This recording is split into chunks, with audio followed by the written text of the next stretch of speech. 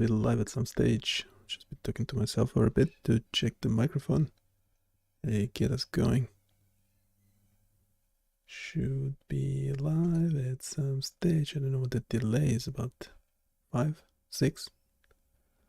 It's going up to like 10 seconds or so since I started. We are streaming. Okay, should be live. We're using the correct microphone. Yes. I can hear myself, which is a good sign for the stream, but not good for me because I don't like hearing my own voice. So go check out the website. Everything we do is available on BioniChaos.com. I don't know how many times I said it already. Go check it out. What just happened?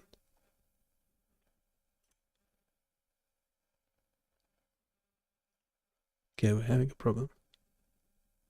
Do we have a problem? No, seems to be okay.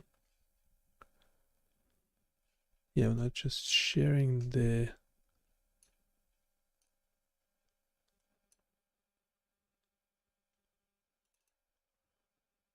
Okay, I'm not sure why the screen's going black.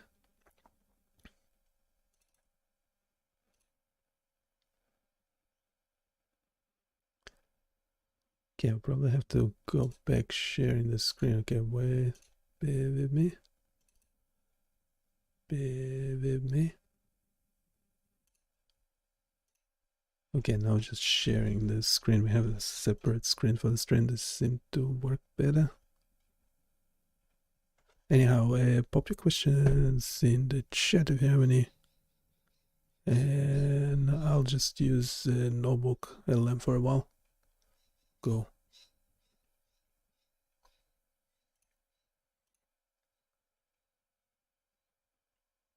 It's essentially this spectrogram tool and a bunch of other public domain sources. And nothing special.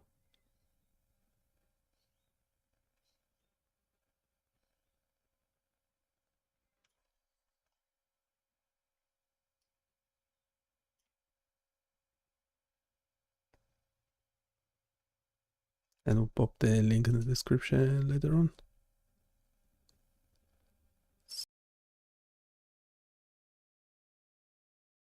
You know, our bodies are constantly communicating. They're sending out these incredibly intricate signals, even images that whisper secrets about our health, sometimes way before we feel anything's wrong. Today, on the deep dive, we're trying to cut through all that noise, understand this kind of invisible language of the body. We're doing a deep dive into biomedical signal and image processing, and we're drawing our insights mainly from the really comprehensive book by Kevan Najarian and Robert Splinter. Our mission today, it's really to unpack how we capture, process, and interpret these biological messages, how we turn this complex data into insights that are vital for diagnosis and maybe even personalized health down the line. Think of it as your shortcut to understanding what your body is actually trying to tell you. So let's start with the absolute basics. When we talk about a signal in this context, what are we really talking about? Right. Well, at its core, a signal is just a way to represent some physical phenomenon, something changing, like a voltage fluctuating over time. Now, if we measure something that's continuous, like a smooth wave, that's an analog signal. But computers need things discrete. So we convert them. We sample that analog signal at specific points in time, making it a discrete signal. And then if both the time and the amplitude, the signal's strength, are defined at discrete points, that's what we call a digital signal. And interestingly, most biomedical signals we actually measure, your heart's rhythm, brain activity, they end up being discrete or digital because that's just how our instruments capture them. Okay, so we've got these raw signals. They're packed with information, I assume, but probably also like interference, noise. How do we make them useful? How do we get clear insights? Yeah, that's exactly where the processing comes in. It's absolutely crucial. There are really two main steps here. First, we filter the signal. Imagine trying to listen to one specific radio station, right? But they're static, maybe another station bleeding in. Filtering is like tuning that out. So for an ECG, your breathing creates electrical signals that can kind of interfere with the heart signal. We filter those out to see the heart clearly. It makes sense, like noise cancellation. Precisely. Yeah. Then the second step is feature extraction. This is where we identify specific telling characteristics within that cleaned up signal. Things like, how high a peak is, how wide a wave is, how often something repeats.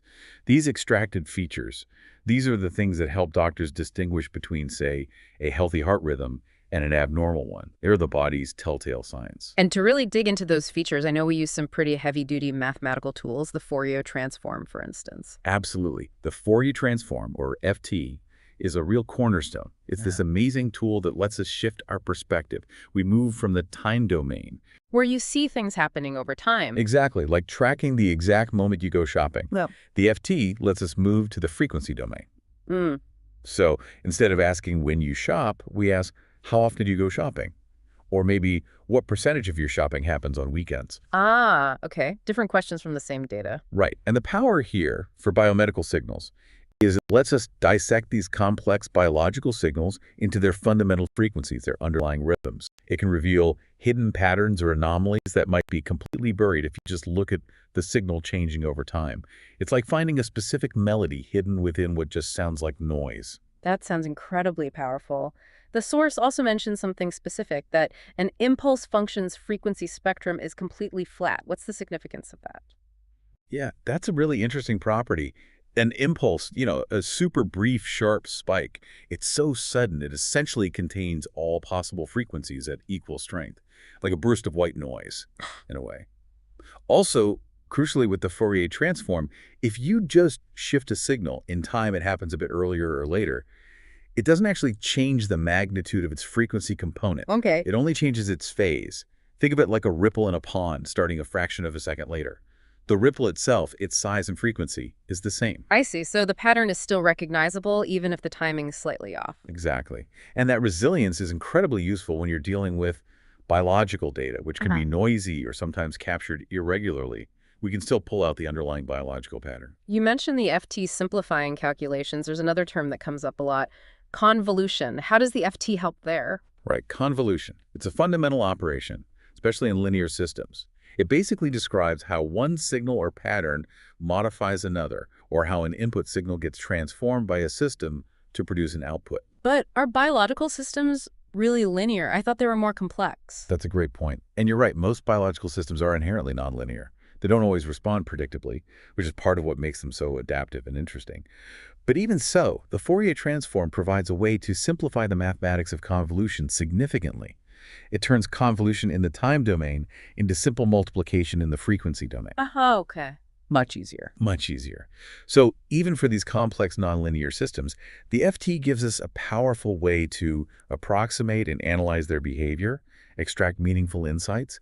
And what's fascinating here is how these transforms, like the Fourier and the wavelet transform, allow us to sort of listen to different aspects of the body's signals. They reveal details that just aren't obvious if you only look at a time plot. The wavelet transform, especially a discrete wavelet transform, or DWT, kind of takes this a step further. How so? Well, unlike the FT, which looks at frequencies across the entire signal duration, DWT can analyze different frequencies at different points in time. It gives you a more localized picture, like zooming in on frequency content in specific moments. It can handle continuous signals, but it applies discrete shifts and scales using these specialized mathematical functions called mother wavelets. Mother wavelets, like Debetchis, Har? Exactly. Things like Debetchis, Har, Queuflets, and the choice of which mother wavelet to use really depends on the signal you're looking at. For something like an ECG, maybe a simpler one like dB10 or dB15 is enough. But for really complex signals, like speech, you'd need a more intricate wavelet to capture all the nuances. So how does this translate into something practical for, say, someone listening? How does DWT help in the real world, maybe with brain activity? Oh, absolutely. Denoising is a huge application. The DWT is excellent for cleaning up signals. Imagine you have an EEG signal, but it's corrupted by high-frequency noise, maybe from tiny muscle movements near the scalp or electrical interference. Right, happens all the time. So you can use DWT to decompose the signal into different frequency layers. You identify and remove those high-frequency components that are just noise. Then you reconstruct the signal using only the lower frequency physiologically relevant parts. And this can reveal crucial information. For example, in an EEG, a really strong low-frequency component could indicate that the patient is asleep, or maybe drifting off. That's vital physiological information that might be completely hidden by noise without this kind of wavelet processing. Wow, okay. It's like fine-tuning the signal to hear the important message. Exactly. It lets you hear the clear voice through the static. So let's connect these concepts to something really tangible, the heart. How does all this signal processing actually help doctors understand what's happening inside your heart? Let's talk ECGs. The ECG, the electrocardiogram, yeah. It's essentially a recording of your heart's electrical symphony. It captures the tiny electrical currents generated as the heart muscle cells depolarize and repolarize to coordinate the heartbeat. Processing these signals is key because it lets doctors spot abnormalities really early on, sometimes even before a patient has any symptoms. We can identify common arrhythmias like atrial fibrillation, AF, that's where the upper chambers beat chaotically, or more dangerous ones like ventricular tachycardia, VT, or ventricular fibrillation, VF, which originate in the lower chambers. Spotting these early can genuinely be life-saving. Okay, so for something like VT, ventricular tachycardia, what specifically would processing reveal on that ECG? And what about other conditions? Are there unique signatures? Yeah, VT has a pretty clear signature. It's characterized by a very fast heart rate, often over 120 beats per minute, and this results in rapid, wide QRS complexes. The main spikes on the readout. That's right, the spikes representing the main pumping action of the ventricles. That very high frequency is really easy to pick up in the Fourier domain analysis. Other conditions also leave fingerprints. Right, bundle branch block, RBBB, where there's a delay in the electrical signal in one part of the heart, shows up as a QRS complex that's wider than normal, typically over 0.1 or 0.12 seconds. And something like Wolff-Parkinson-White syndrome, WPW, which involves an extra electrical pathway, often shows a characteristic delta wave, a little slur on the upstroke of that QRS complex. Generally, for a normal ECG, we analyze frequencies from about 0 up to 100 hertz. But for arrhythmias, especially fast ones, we might need to look up to 200 hertz because important information about those rapid rhythms can be hiding in those higher frequencies. Anything higher than that is usually just noise. Fascinating. Okay, let's shift from the heart to the brain. The electroencephalogram, EEG. What's involved in recording brain activity, and what can it tell us beyond just finding problems? The EEG records the incredibly subtle electrical activity generated by brain cells communicating. To get a good picture, we use multiple electrodes placed on the scalp, anywhere from 21 standard ones up to 256 in some research settings. The amplifiers need to capture a wide frequency range, typically 0.1 to 100 hertz, to get all the details. EEG is invaluable for diagnosing things like seizure disorders, brain tumors, head injuries, even determining brain death. But beyond diagnostics, it's really a window into brain function. It gives us this real-time glimpse of the brain's orchestra, thought, consciousness, relaxation. I've heard about different brainwaves, alpha, beta, delta. What do those actually represent? Those are the main frequency bands we see in EEG activity, and each tends to correlate with different states. Alpha waves around 8 to 14 hertz are strong when you're awake but relaxed, maybe with your eyes closed, chilling out. Beta waves, faster, 14 to 50 hertz, show up when you're alert, actively thinking, concentrating, solving problems. Okay. Delta waves are the slowest, 0.1 to 4 hertz. They dominate during deep, dreamless sleep. But they can also indicate significant brain injury if they appear when someone should be awake. And theta waves, 4 to 8 hertz, are linked to drowsiness, light sleep, sometimes deep meditation or creativity. Beyond just these ongoing waves, EEG is used to study specific brain responses, evoked potentials, EPs, or event-related potentials, ERPs. How does that work? We present a specific stimulus, a sound, a flash of light, a word, and measure the brain's precise electrical response to it. This helps researchers investigate things like processing speed or latency, how quickly the brain reacts and processes that specific event. I'm thinking about specific disorders. How does EEG help with diagnosing epilepsy or maybe finding brain tumors? For epilepsy, EEG is absolutely critical. It helps confirm a diagnosis and classify the type of seizure. Is it general, involving the whole brain, like an absence seizure or a tonic-clonic one? Or is it partial, starting in one specific area? With brain tumors, EEG can sometimes reveal a focal source. Imagine looking at the electrical map across the scalp. You might see a localized area of abnormal slow-wave activity or sometimes sharp waves. This intermittent dipole indicates a disturbance, often greatest near the tumor's location, helping to pinpoint it. Got it. Okay, one more signal before we move to images. EMG, electromyogram, for muscle activity. How does that work? How does a muscle even contract electrically? Muscle contraction is amazing. It boils down to these tiny protein filaments, actin and myosin, sliding past each other. This is triggered by electrical signals from nerves. The muscle cells depolarize their electrical charge, changes they contract, and then they repolarize, resetting. This whole process involves flows of ions, like calcium. EMG measures the electrical potentials generated by these muscle cells during contraction and relaxation. It gives us direct insight into the health of the muscles themselves and also the nerves that control them. So what kinds of conditions can EMG help identify? Issues with nerves or muscles? Exactly. It can help diagnose problems like abnormal innervation, meaning the nerve supply to a muscle is damaged or destroyed, like what happens in polio. The muscle isn't getting the right commands. It's also key for issues with neuromuscular transmission, the communication point between the nerve and muscle. Conditions like myasthenia gravis, where that communication is blocked, leading to weakness. And disorders affecting motor control originating in the brain, like cerebral palsy, can also show up as abnormal patterns in EMG activity. Even something common like muscle fatigue has a distinct EMG signature. As a muscle gets tired, the frequency content of the EMG signal shifts. There's less power in the higher frequencies and more in the lower frequencies. We can measure this shift, often using high-pass filters, to get a quantitative look at muscle endurance. Okay, so we've really dug into the signals, the ways we listen to the body. But sometimes listening isn't enough, right? We need to actually see what's going on. That brings us to biomedical imaging, literally painting a picture of our insides.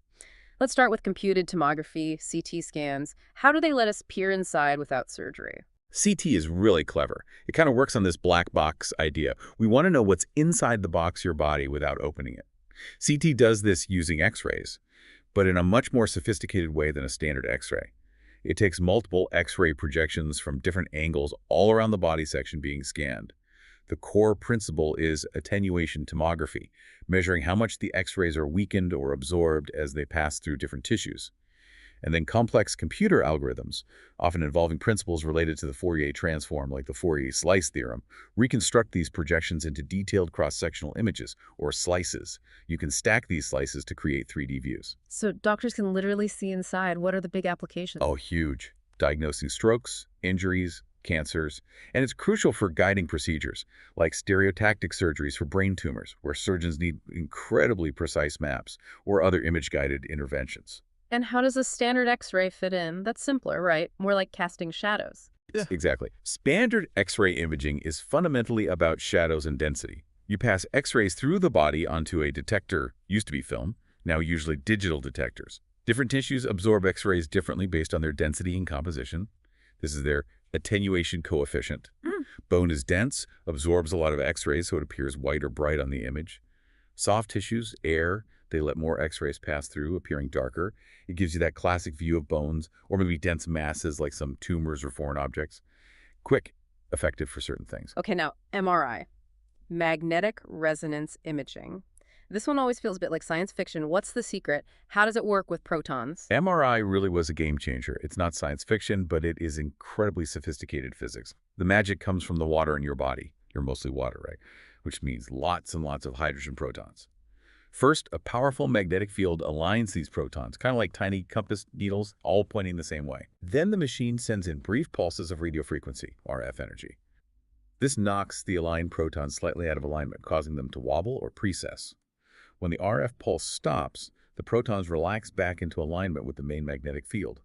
As they relax, they release subtle energy signals, which are detected by the scanner. The key is that protons in different types of tissue relax at different rates.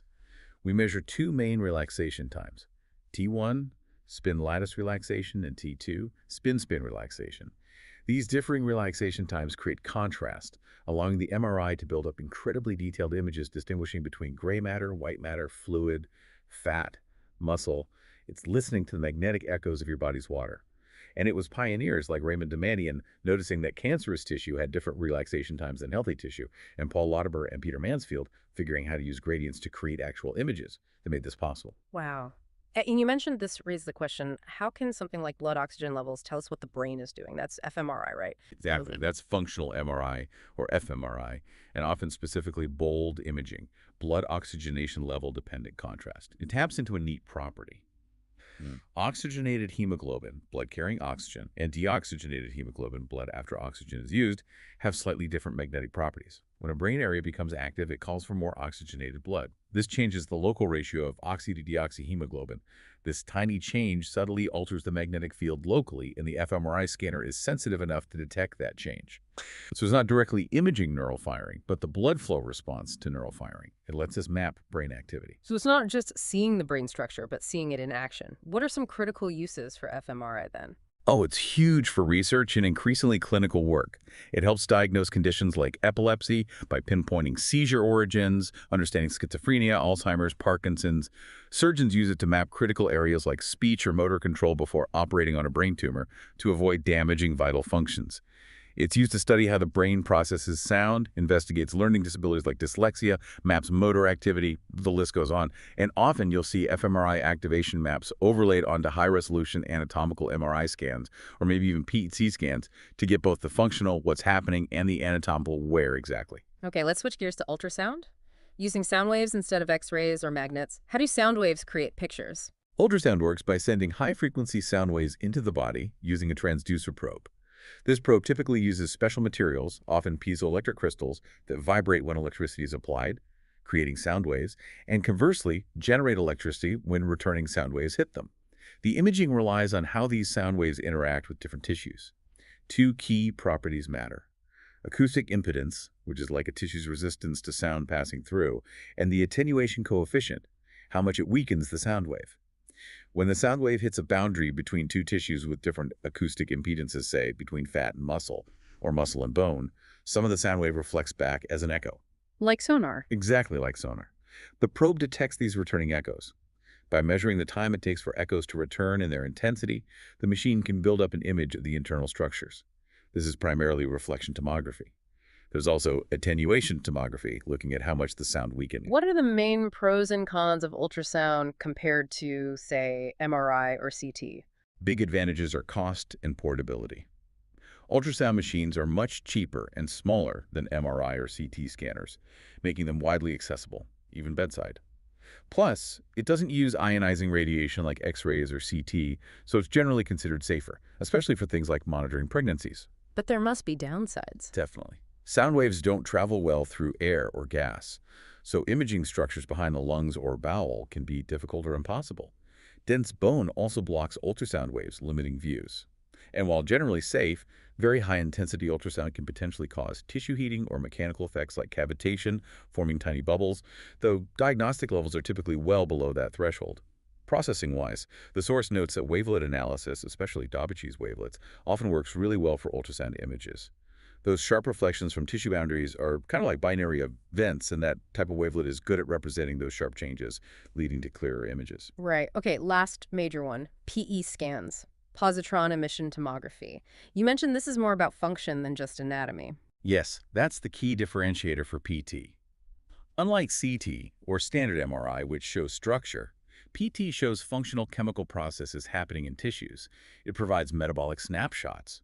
And because disease often starts with functional changes at the cellular level, PT can sometimes detect abnormalities before they cause structural changes visible on other scans, even fMRI sometimes. How does it actually work? Positrons, gamma rays? It starts by injecting a small amount of a radioactive tracer into the bloodstream. These tracers are molecules, like glucose, tagged with unstable radioisotopes, things like carbon-11, fluorine-18, nitrogen-13, oxygen-15. These isotopes decay by emitting positrons, which are like anti-electrons. A positron travels a very short distance in the tissue before it bumps into an electron. When they meet, they annihilate each other, converting their mass into energy in the form of two gamma rays that fly off in exactly opposite directions, 180 degrees apart. Ah, The PET scanner is essentially a ring of detectors surrounding the patient. When two detectors on opposite sides of the ring detect gamma rays at the exact same instant, a coincidence event, the system knows the annihilation happened somewhere along the line, connecting those two detectors. By collecting millions of these coincidence events, sophisticated algorithms can reconstruct an image showing where the radioactive tracer accumulated in the body. and where the tracer accumulates tells you about metabolic activity. Precisely. For example, using a glucose tracer, FDG, areas with high metabolic activity, like most cancer cells or active brain regions, will take up more glucose and thus show up as hot spots on the PTT scan. So what are the primary uses? Cancer, heart, brain? All of the above. PICI is huge in oncology for diagnosing many types of cancer: brain, breast, lung, lymphoma, melanoma, etc., staging it, checking if treatment is working. In cardiology, it assesses heart muscle viability, blood flow. In neurology, it helps diagnose conditions like Alzheimer's by showing patterns of reduced glucose metabolism or Parkinson's or locating seizure foci. And just like with fMRI, PT images are almost always fused or registered with CT or MRI scans acquired at the same time. This PTT, or PT-MRI fusion, combines the functional PT information with the detailed anatomical map from CT or MRI, giving doctors the best of both worlds. Incredible technology. Now, beyond these major players, the source briefly mentions a few other glimpses into the body, like microscopy. Right. We shouldn't forget microscopy. From standard optical microscopes letting us see cells, to advanced confocal microscopy giving clearer 3D views of tissues, and then electron microscopy, TEM and SEM, which lets us see way smaller structures, like organelles inside cells, viruses, even connections between neurons. It's fundamental for understanding biology at the cellular level. And thermographic imaging, seeing heat. Yeah, the thermography is another functional method. It basically creates a heat map of the body surface. It can show areas of inflammation, which are often warmer due to increased blood flow, or areas with poor circulation, which might be cooler. It's not invasive and used in some specialized areas like monitoring tissue temperature during certain treatments like laser therapies. And finally, something many of us use daily without thinking about it as biomedical imaging. Biometrics. Absolutely. Biometrics uses unique biological characteristics for identification. Imaging plays a key role. Fingerprints, for instance, analyzing the unique patterns of ridges, valleys, loops, whorls, and those delta-shaped formations. That's image processing. And retina scans, which map the unique topographical distribution of blood vessels on the back of your eye, the retina. The pattern is totally unique to you. Highly secure identification based on imaging internal biological structures. Wow. We have covered an incredible amount of ground today, from those basic ideas of signals, the body's whispers, and the transforms we use to decode them, all the way to these amazing imaging methods like MRI, CT, ultrasound, PET that literally paint pictures of what's happening inside us. It really is remarkable, isn't it, how technology lets us non-invasively see and listen to the body's intricate workings. These tools are truly the technological backbone of so much of modern medicine. They allow for earlier diagnosis, more precise treatments, a much deeper understanding of health and disease. They give doctors this incredibly clear, comprehensive view inside your body. So hopefully you, listening, now have a clearer picture of this complex but vital field. You understand a bit more about that invisible language your own body is speaking all the time. And maybe here's a thought to take away. Consider how every one of these signals, every image, tells a unique story about your health right now. If we keep getting better at reading these stories, just imagine what new depths of human health, what diseases might we uncover next, maybe long before any symptoms even start to show.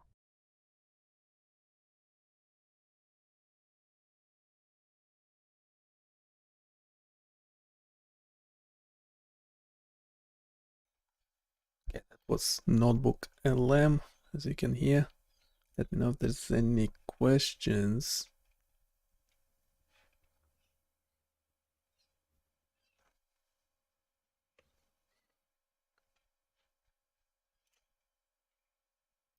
Everything we do goes on to BioniChaos.com.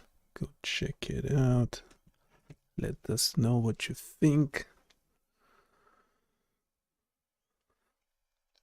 We'll jump, if there's no questions, we'll jump to the next review.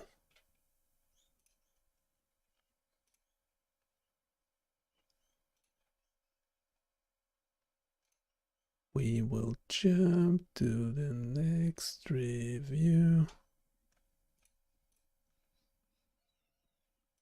Questions? Questions? Oh, wait, I need to pop it in the chat. So there's a link to all the tools in the chat. Hey, go check them out. They all now have automations. They have an audio description. That's a different description from what you just heard. So you can adjust with this one's. You can select your signal type. Also have sonification. Why sonification doesn't work?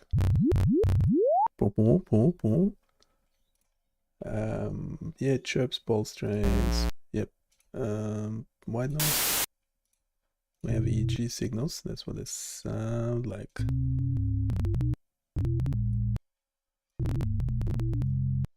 Yeah, there's an interesting thing with ECG. So I have normal sinus rhythm. Can increase the heart rate.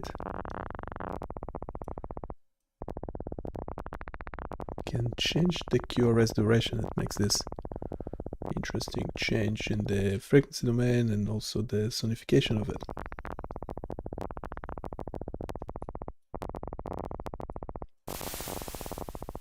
Can add some noise to it, just so it looks and sounds more realistic. Yeah, it's funny, every time I it's fine. People say they don't like AI, but then as soon as I start talking, my views actually tend to drop. Interesting. Very interesting. Anyway, we'll move to the next tool review. It's also pulling out some stuff from the web literature, scientific literature.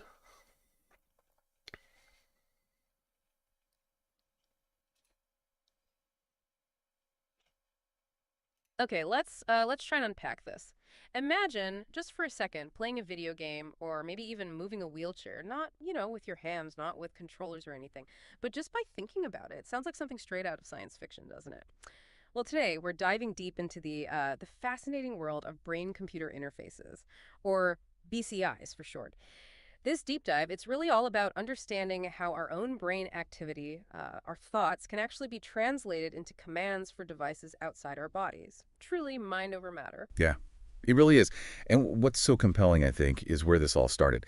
The foundational purpose at its core is incredibly profound, deeply human, really. BCIs were first conceived basically to give back basic communication to people with really devastating conditions. Think about locked-in syndrome. This can happen from things like ALS, severe cerebral palsy, maybe a brainstem stroke, MS, or spinal cord injuries. We're talking about individuals who are completely aware, fully cognizant, they understand everything, but they just cannot physically interact. They can't speak, can't move effectively. So BCIs offered this vital pathway to reconnect them, giving them a voice again. That initial focus, the medical side, it's just undeniably transformative, a lifeline, like you said. But it seems like the technology, the scope of it has really grown beyond that initial purpose, hasn't it? Oh, absolutely. We're seeing it pop up in things like virtual reality, Yeah. gaming. I even heard about a game, Awakening, Yeah. where you use your mind to interact with virtual objects. That's right. And then there's emotion recognition, biometrics. Does that kind of expansion, does it change things? Does it maybe introduce new considerations or, I don't know, redefine what a BCI even is? It definitely broadens the definition, yes. And what's interesting is how it's becoming possible. The main driver for a lot of this research, the most popular tool, you could say, is electroencephalogram, EEG. EG? Right. And that's largely because, well, it's non-invasive. You don't need surgery.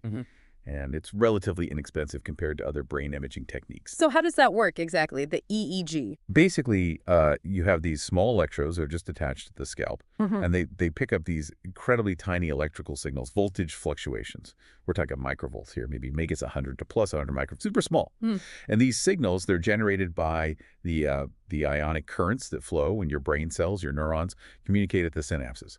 It's essentially eavesdropping on the electrical chatter of your brain. Wow. That is genuinely mind-blowing. Okay, so given all that, what's our plan for this deep dive? What are we aiming to sort of get our heads around today? Well, our mission really is to explore where things stand right now with EE-based BCIs, look at some of those surprising applications you mentioned, but also, crucially, talk about the very real challenges that scientists are still, grappling with, and then hopefully touch on what exciting possibilities might be just around the corner. Fantastic. Okay, so just to recap the main idea then. EEG-based BCIs offer this incredible pathway, this direct link between brain and device. They're already transforming lives for people who are locked in, but also opening up new forms of entertainment. Sounds incredibly promising, almost utopian in a way. But let's be real, big breakthroughs always come with big hurdles, don't they? They certainly do. What are some of the really critical challenges that researchers face, especially with the EEG signals themselves? That's a really key question. A major challenge, and our sources really emphasize this, is just how complex these EEG signals are intrinsically. They're described as, and this is a direct quote, extremely nonlinear, non-stationary, and artifact-prone. Okay, what does that mean in simple terms? Nonlinear, non-stationary. Right. So nonlinear means the relationships aren't simple cause and effect. Small changes can have big, unpredictable effects. Non-stationary means the signal properties change over time. What you measure now might be different 5 minutes from now, even if the person thinks they're doing the same thing. And artifact-prone, that's a big one. Think about it. Even just getting a little drowsy. That natural state can create signals that mess up the BCI's interpretation. Just feeling sleepy can throw it off. Yeah, or blinking your eyes, clenching your jaw, even your heartbeat can create electrical noise that swamps the tiny brain signals we're trying to read. This really highlights why cleaning the signal, filtering out all that noise, the eye blinks, the muscle activity, the electrical interference from lights, everything is so, so crucial. It's not just a minor technical step. It's arguably the biggest bottleneck stopping BCIs from becoming, everyday tools. Wow, okay. The level of detail you need just to get a usable signal sounds immense. So, keeping those complexities in mind, what does that mean for the different ways we try to use these EEG signals? Because the research mentions different types, right? Different modalities, like motor imagery, P300, SSVEP. Exactly. And these challenges play out differently depending on the approach. Let's take motor imagery, or MI. That's where you imagine moving, say, your left hand to your right foot. The BCI tries to detect the pattern associated with that specific imagined movement. But the big challenge here, it requires plenty of training trials, lots and lots of practice for the user and the system. This often leads to what the researchers call unacceptably long calibration periods. So it takes ages to set up each time or for each new user. Pretty much. Yeah. Imagine the time and mental effort needed just to get the system working reasonably well before you can even start using it properly. It's a barrier. Okay, what about the others? P300. Right. P300 systems are different. They look for a specific brain response, a positive voltage spike around 300 milliseconds after you see something you were looking for. Like imagine letters flashing quickly on a screen and you focus on the one you want to type. Your brain goes, aha, when that letter appears. Oh, I see. The potential upside is they might not need as much explicit training as MI. But performance can be affected by how severe a patient's condition is. And sometimes the way the stimuli are presented, the flashing or whatever, is described as so difficult that the experimental process could not be carried out by the patients on their own. They need assistance. Okay. And the last one mentioned was SSVEP. Yes, steady state visual evoked potentials, SSVEP. This involves looking at lights flickering at different specific frequencies. Your brain tends to synchronize its activity to the frequency you're focusing on, and the BCI detects that. So like focusing on a fast flashing light versus a slower one? Exactly. And the big plus here is it can often work with little to no training. The downside, some people just don't generate strong SSEEP responses. For a certain portion of individuals, their brains just don't react strongly enough, so it's extremely poor for them. It doesn't work well. So no single method is perfect for everyone. Not at all. Which is why there's a lot of interest now in hybrid approaches. Combining different methods, maybe MI and SSEEP or P300 and MI, to try and leverage the strengths of each and overcome the weaknesses. Maybe make it more robust across different people and situations. That makes sense. Combining forces. But these technical hurdles for each specific method, they sound really significant. It seems like the challenges don't actually stop there, though. Our research also pointed toward bigger picture problems, right? More systemic issues that affect the whole field. That's right, yeah. Beyond just getting a clean signal or making one modality work reliably, there are these broader issues holding back BCI development and adoption. One major point is the current lack of a general BCI standard. Meaning everyone's doing things slightly differently. Exactly. Different labs, different companies, they use different hardware setups, different software, different ways of processing the signals. And crucially, they use varied evaluation metrics, different ways of measuring success. Which must make it really hard to compare results, right? How do you know if one approach is truly better than another if they're not measured the same way? Precisely. It makes comparing research findings effectively incredibly difficult. How do you build on previous work if you can't be sure how it truly performed relative to yours? And tied into that is a key metric called the information transfer rate, or ITR. ITR, what's that? It's basically a measure of how much information the BCI system can convey per minute or per second. Think of it like typing speed, but for brain control. Okay. And the reality is, for most current BCIs, the ITR is still somewhat poor. Meaning it's slow. It can be quite slow, yes, often much slower than traditional input methods for those who can use them. This isn't just a minor inconvenience, it's a fundamental limitation that stops BCIs from being practical for many everyday tasks. And this need for better performance, higher ITR, is a major reason why researchers are increasingly turning to more advanced techniques like deep learning and AI to try and decode those complex brain signals more effectively. So lots of amazing ideas, lots of potential, but it sounds like we're still quite a ways off from seeing BCIs become commonplace, like smartphones or laptops. I think that's a fair assessment, yes. It's clear that there have been many outstanding breakthroughs, truly remarkable achievements in labs around the world, but the sources are quite clear that the majority of BCI applications are still firmly at the investigative phase. Still in the lab, basically. Mostly, yes. They're generally not readily available for the activities of daily living, or ADL, of the general public. And another factor mentioned is the simple lack of commercialization, getting these complex systems out of the lab, making them user-friendly, reliable, affordable. That's a huge step. And without that commercial push, it's hard for the technology to gain widespread popularity and use.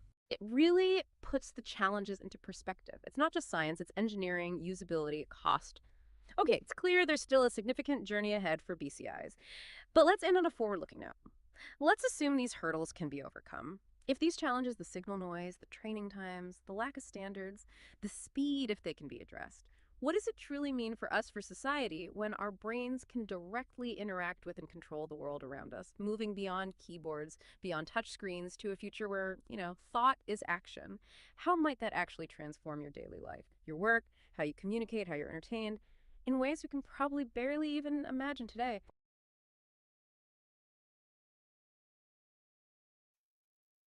Okay, there's a human in the loop. If you have any questions, go for it. If you need a robot telling you that, we can arrange that as well, even with video. How good is that?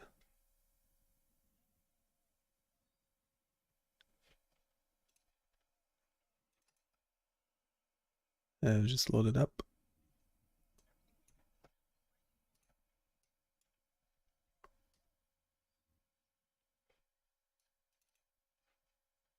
Yeah, this one has bad sound, but it's better than I can do.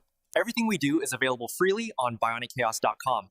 Please consider supporting me on Patreon, and don't forget to click like, subscribe, and comment. I like how at the end he was about to say something else, but didn't. Change of mind. Everything we do is available freely on BioniChaos.com. Please consider supporting me on Patreon, and don't forget to click like, subscribe, and comment. There's something weird with the mouse cursor when the video is playing. Some VLC issue, is it? Everything we do is available freely on BioniChaos.com. Please consider supporting me on Patreon, and don't forget to gently click like, subscribe, and comment. So if you like supporting robots, do you like supporting robots? Not sure. Let's see if there's any questions. No questions. Do we post it in the chat? Yes. Let's move on then. There's no questions. Let's do this too quickly. This one allowing you to draw stuff. It's a really good example of how Fourier transforms work, like a more graphical one. No equations. Don't like equations.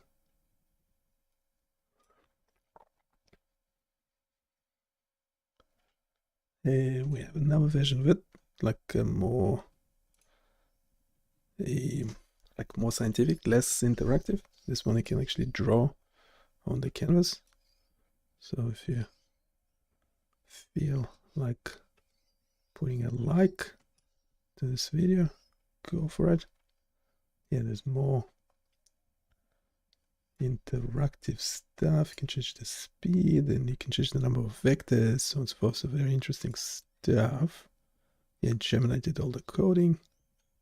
Thank you very much. Yeah, 36, it becomes a bit boring because it's just following the drawing more precisely, but like say 17 vectors, it's doing something more interesting. Well, because yeah, there's only 5 in this case of these arrows, circles, vectors that are trying to do the drawing. I can slow down and zoom in. How cool is that? go check it out. Unless there's any human who wants to ask a question or make suggestion. Yeah, with only dropping views as soon as I start talking. So much just get the bot to talk about it. I'll pop the links in the chat.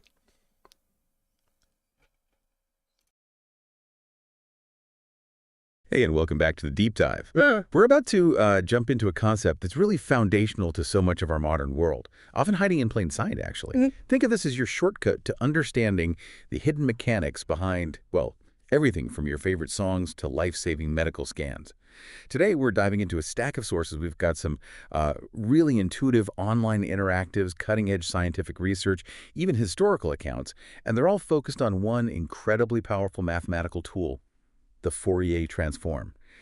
Our mission really is to unpack this concept, figure out what it does, why it matters so much, and maybe discover its surprising presence across, well, countless fields. Indeed. And we'll try to bridge what might seem like complex maths to something, genuinely intuitive, showing you not just what the Fourier transform is, but really why it's so useful and how it impacts your daily life in ways you probably never imagined. Okay, let's get into it then. At its heart, the Fourier transform is...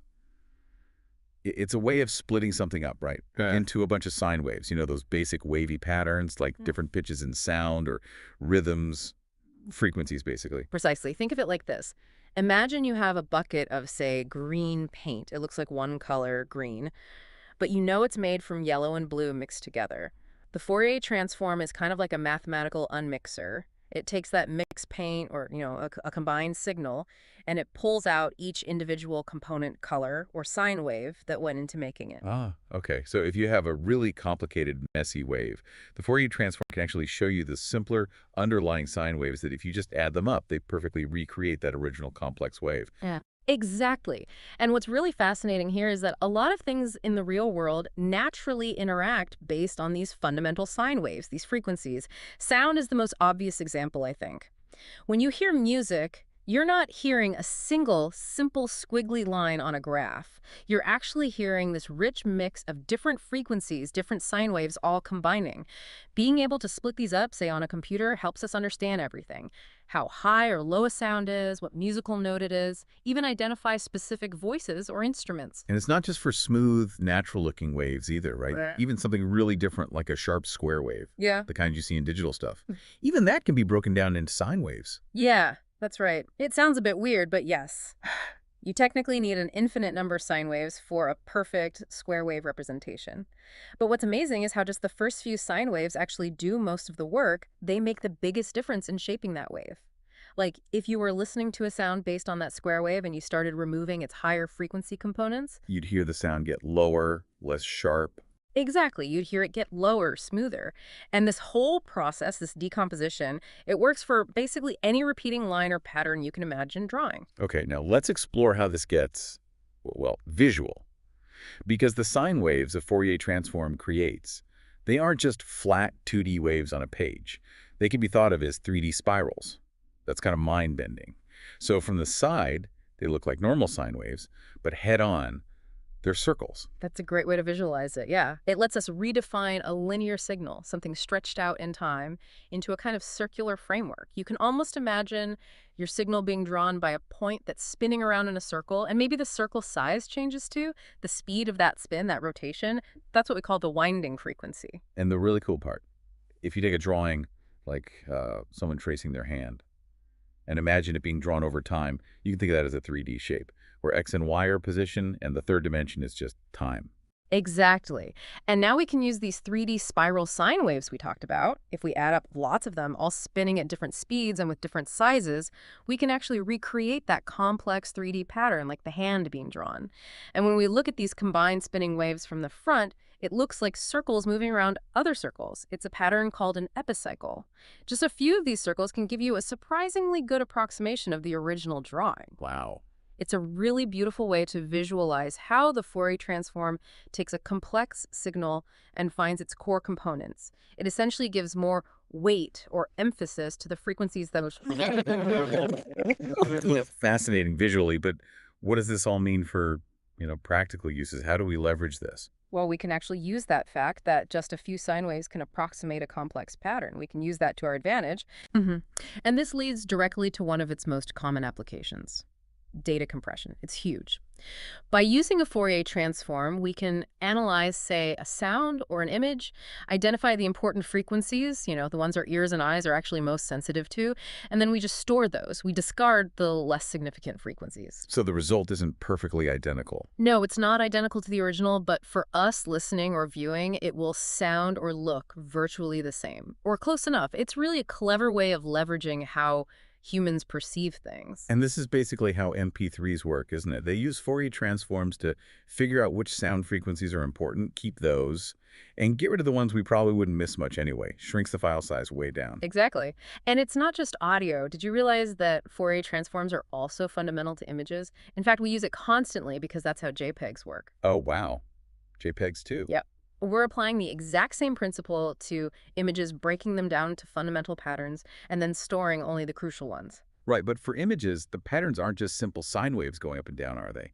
It's different. You have things like grid patterns, horizontal stripes, vertical stripes, checkerboards, all at different levels of contrast. That's right. You need a set of 2D basis patterns. Think of them like image ingredients. So if you take a small chunk of an image, maybe an 8x8 pixel block, you can take a specific set of these grid-like patterns, adjust their intensity or contrast just right, and then add them all up, and boom, you've recreated that original 8x8 block. And just like with sound, you probably don't need all of them for a decent picture. Exactly. You can get a remarkably good approximation with only a few of the most dominant patterns. JPEG images are actually broken up into these 8x8 chunks, and each chunk is compressed separately using this idea. The number of patterns or frequencies used for each chunk is what controls the quality and the file size of the final JPEG. Okay, so beyond making our music files smaller and our photos shareable, the Fourier transform's real power, perhaps, shines in some really crucial scientific and medical applications. This is where it gets seriously impactful. Absolutely. Let's take electrocardiograms, ECGs, signals from your heart. Researchers analyze, say, 10 seconds of ECG data, looking for patterns. A key part is detecting those sharp R-wave peaks. Which tells you the heart rate, right? It helps calculate heart rate, yes, but it goes much deeper than that. Okay, so beyond just counting beats per minute, what else can the Fourier transform pull out of that ECG signal? Well, what's really fascinating here is that instead of just looking at the squiggly line visually, the Fourier transform quantifies the underlying rhythms. The specific numbers you get from the transform the coefficients for a normal, healthy heart rhythm are measurably different compared to rhythms associated with various diseases. For instance, in conditions like hyperkalemia, certain wave components might be missing or altered in a way that the transform makes obvious. So it picks up subtle frequency patterns that signal a problem. Exactly. It reveals these hidden frequency fingerprints characteristic of specific conditions. It gives doctors a fast, data-driven way to analyze the heart's electrical activity, spotting things that might be incredibly hard to see just by looking at the trace. That is genuinely powerful. Okay, and moving into biology, I understand computational biologists use Fourier transforms when studying things like circadian rhythms, our internal body clocks. Oh, definitely. When you're analyzing time series data, maybe gene activity levels or hormone levels like melatonin measured over 24 hours, your eye might easily spot the daily rhythm for 1 or 2 signals. But what if you're tracking thousands, maybe 11,000, even 20,000 different markers simultaneously? Yeah, you can't eyeball that. Right. You need an automated way to find the cycles. The Fourier transform acts like that component separator again. It automatically calculates the frequency, the period, the strength of the rhythm for each marker. It lets biologists pull out meaningful patterns from these incredibly complex mixed biological signals. So it helps us see these invisible biological rhythms. What about helping us experience the world around us? Like giving people back their senses. That's a great transition because in cochlear implants, Fourier transforms are absolutely vital. For people with certain types of deafness, sensorineural deafness, where the inner ear hair cells or the auditory nerve are damaged, cochlear implants work by converting sound waves into electrical signals the nerve can understand. See, the healthy ear naturally sorts sound by frequency. High frequencies stimulate nerve endings near the entrance of the cochlea. Low frequencies stimulate ones deeper inside. Like a piano keyboard laid out along the cochlea. Sort of, yeah. And the implant cleverly uses this principle. It analyzes the incoming sound using Fourier methods to figure out its frequency content. and then sends corresponding electrical pulses to different locations along the auditory nerve. That's just incredible. And I know there's been a lot of research to improve how these implants translate sound, right? It's not just a simple conversion. Oh, absolutely. The research has been ongoing for decades. Early systems were, well, fairly basic, but engineers and scientists, using tools like the Fourier transform to analyze sound and figure out what's most important for speech understanding, they've developed much more sophisticated algorithms. There was specific hardware developed, like PISCS, really designed to test different processing strategies. PISCS. Yeah, programmable interactive system for cochlear implant electrode stimulation. It allowed researchers to really experiment. They moved from older methods to newer ones like continuous interleave sampling, or CIS. CIS uses the Fourier analysis to break the sound into different frequency bands, but instead of continuous stimulation, it uses precisely timed pulses of electricity, carefully interleaved so different electrodes aren't firing at the exact same moment. And that makes a difference. A big difference. Clinical results showed that even when basic recognition scores were similar between older methods and CIS, subjects consistently preferred CIS for understanding conversational speech. It sounded more natural. And increasing the number of frequency channels analyzed, say from 4 to 6 using CIS, could significantly boost understanding scores. It highlights how crucial that detailed frequency analysis is. They even refined how they extract the loudness information for each frequency band to avoid distortion. That's amazing progress, giving someone not just sound, but clearer, more understandable, even preferred speech.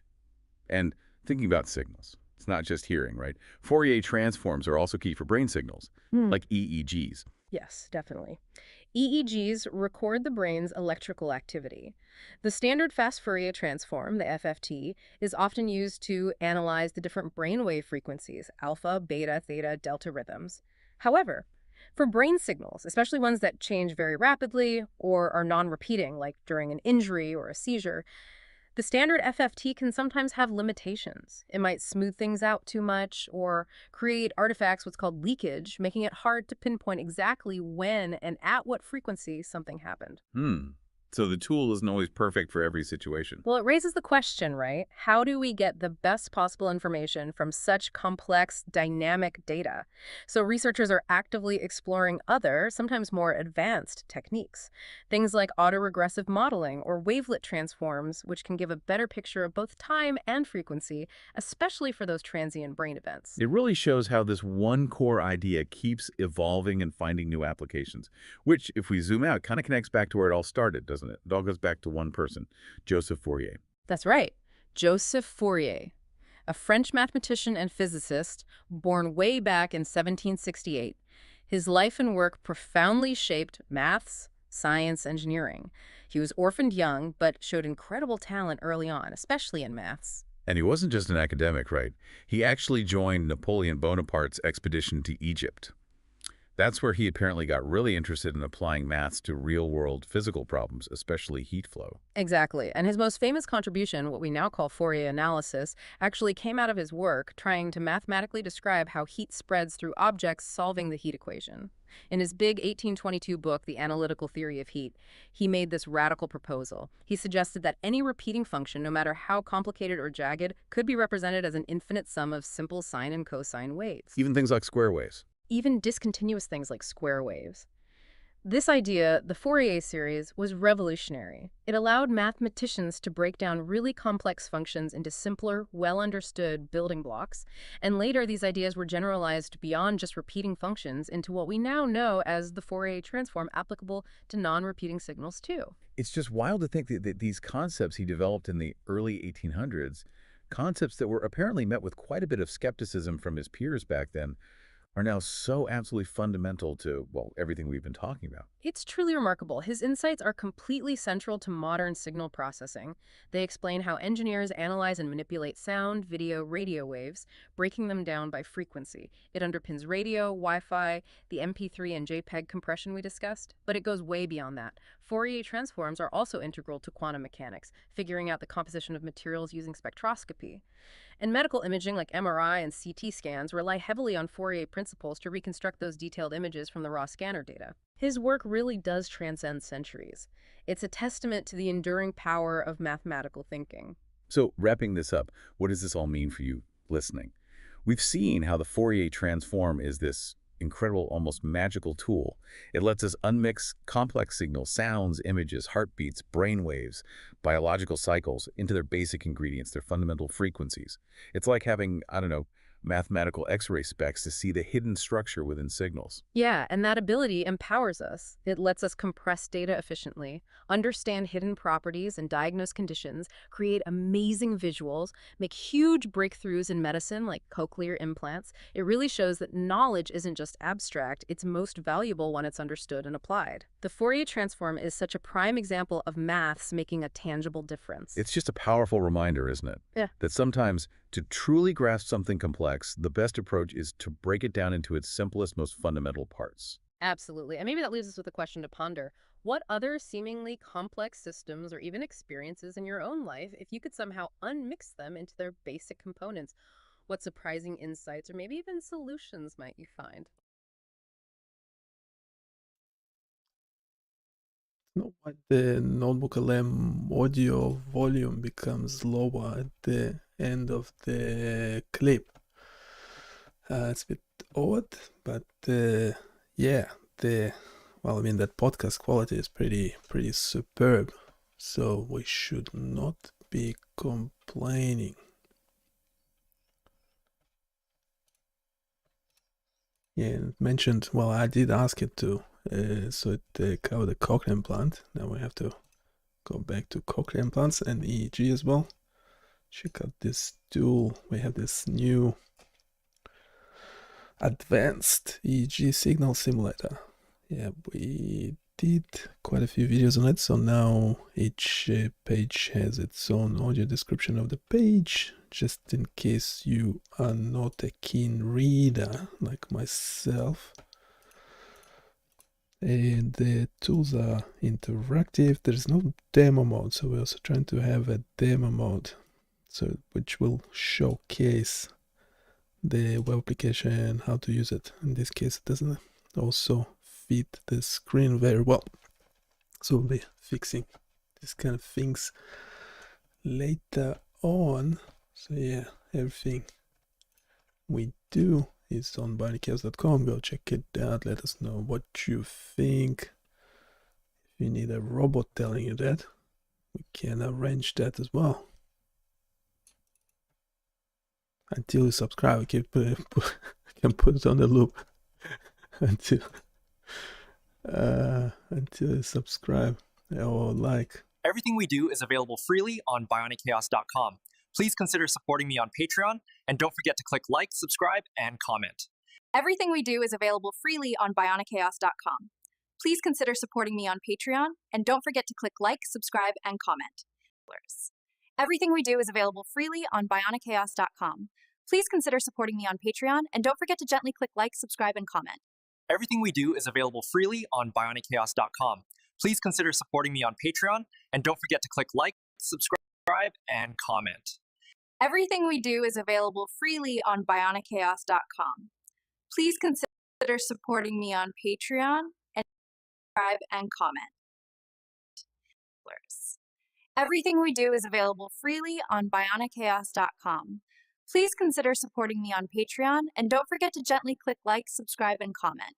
Everything we do is Yeah, that's probably enough. I don't know what's up with, there's like a bit of an issue with lip sync. Again, it's amazing. It's VO3, obviously, as you can guess. It's amazing what it can do. Yes, there's some lip syncing issues, and the sound quality is not great. It sounds like what's called a limited bandwidth phone call. But album-wise, it's pretty amazing. Well, it's pretty amazing that it can do something like that to begin with. Yeah, most of these tools were developed by, well, a combination of models. And now we're actually looking at, so we're starting normally off Gemini and then polishing it up. In Visual Studio Code with a bunch of other Claude, ChatGPT, other models. Yes, in this case, we're looking at this ultrasound simulation. What should we call it? So wanna pop it onto the website for a sec. Bear with me. If you have any questions, especially if you checked the website and you have any questions, this is a good time. This is a good time. So we'll put another page, call it ultrasound, because it's within the 26 character limit. Don't worry about it. Don't need to know that. Yeah, it's just that LinkedIn, when you post links on LinkedIn, it's shortening it's essentially replacing your link if the link is longer than 26 characters. And my website, what's it, BioniChaos.com, has 15. Then you need a slash. So then I'm only left with 1, 2, 3, 4, 5, 6, 7, 8, 9, 10 characters for the name of each tool. So call this ultrasound, which is exactly 10 characters. You need an index HTML in it. So I can't see it. You'll see it in a sec, because I'm only sharing one of my screens. You'll see it in a sec. We have Gemini just generated. Yeah, we had a couple back and forths, prompts back and forths with it, but essentially generated 800 lines of code. 800, whopping 800 lines of code. And it generates this ultrasound simulation. It doesn't really fit the screen. It's too a large screen. Yes, it has an explanation at the moment at the bottom. We can emit pulse. It bounces back. So very nice. And it's got some supposed tissue with something in it. But we meant to be able to see the image as well. So it might be improving on it. Let's just play a demo and read this quickly, like a 4-minute summary of the code so far. But yeah, let me know if there's any questions. No questions. Okay, we can move on. I'll mute myself because I'm losing viewers as soon as I start talking.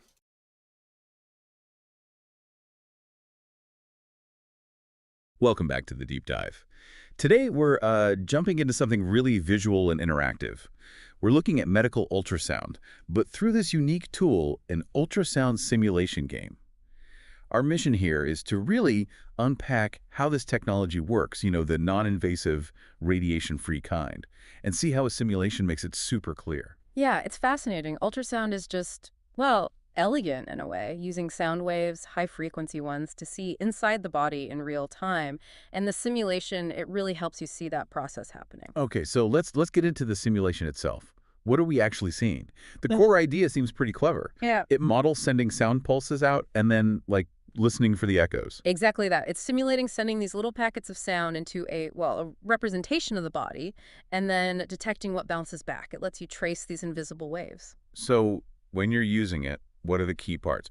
I see this blue bar. Right. That blue bar represents the transducer. That's the probe the clinician holds against the skin. It both sends the sound out and listens for the echoes coming back. Speaker and microphone in one, basically. Precisely. And when you click emit pulse in the simulation, you see those green lines, the sound waves, traveling downwards from that transducer. Okay, so waves go down, and then this is where the picture starts forming, I guess. This is where it gets interesting. Those colored shapes below, they stand in for different types of body tissue. When the green waves hit one of those shapes, they reflect. See how they turn yellow? Ah, okay. Yellow means echo. Yellow means echo, heading back up towards the transducer. And that reflection, that's the data. Now look at the gray strip right below the blue bar. A vertical one, yeah. That's like a super simplified ultrasound image, what we call B mode. When an echo comes back, a dot appears on that line. Brighter dots mean stronger echoes. So stronger echo, brighter pixel, meaning denser tissue, maybe? Generally, yes. Stronger reflections often come from denser or harder structures, so you're visually mapping echo strength to brightness, just like a real ultrasound machine does to build up that image, slice by slice. Got it. So this simulation nails the basics. But real ultrasound is, well, way more complex, right? What could this simulation show us next? Oh, absolutely. This foundation is great, but imagine building on it. You could simulate, say, varying tissue properties, Hmm. show how bone reflects almost everything, while fluid-filled cysts let sound pass right through or reflect weakly. That difference is key for diagnosis. Right, different materials interact differently with sound. Exactly. And then there's sound wave attenuation. Sound gets weaker the deeper it travels in the body. Like shouting into a pillow, it gets muffled. Kind of, yeah. So echoes from deeper structures are naturally fainter. Simulating that would show why it's sometimes hard to see things deep inside. It also explains why clinicians use different frequencies. Lower frequencies penetrate deeper, but give less detail. Higher ones give sharp images, but only near the surface. It's a trade-off. Okay, that makes sense. What about movement? Like blood flowing. Can you simulate that? That would be the next level up. Doppler ultrasound simulation. You'd see moving particles, maybe representing blood cells. And the simulation could show how the frequency of the returning sound waves changes based on whether those particles are moving towards or away from the transducer. That's the Doppler effect. The same thing that makes a siren change pitch as it passes you. Exactly the same principle. It lets doctors measure blood flow speed and direction. You could also add different virtual probe types, maybe a linear probe for surface stuff, a curved one for deeper views, and let the user control the frequency. See directly how changing frequency affects the image depth and resolution. So playing with those controls would really drive home how clinicians make decisions. For sure. It really feels like this simulation takes something incredibly complex, the physics of sound waves in tissue, and makes it intuitive, like an aha moment for how we see inside ourselves with just sound. Yeah, it bridges that gap between the abstract concept and the actual image you see on the screen. It turns dense physics into something visual and, honestly, quite clear. Well, this deep dive into the simulation, I hope it's giving you a much clearer picture, literally, of how this vital medical tool works. Definitely. And maybe it leaves you thinking, considering how this simulation makes ultrasound intuitive, what other complex, maybe even invisible scientific processes could we understand better through these kinds of interactive visual experiences? Something to ponder.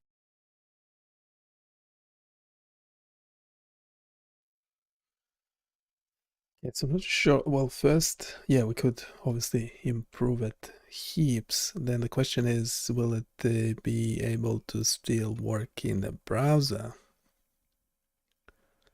That would always be good to know.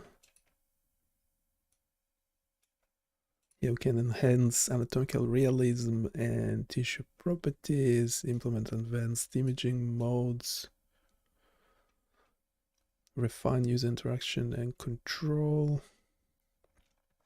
boost visual feedback and performance, integrate deeper educational content and feedback. Yeah, that's fine. Now, yeah, there's a minor issue in how the path to the objects are being defined. Okay. So that was corrected. That was corrected.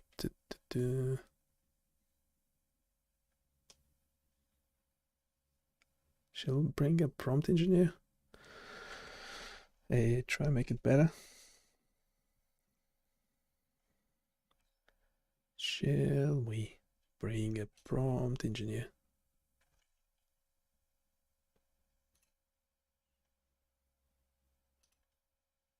No questions in the chat. Yeah, that's not. That's we're running this locally on a server at the moment. Still trying to improve it quite a bit. Let's try. So doing AI Studio. Yeah, we read the overview.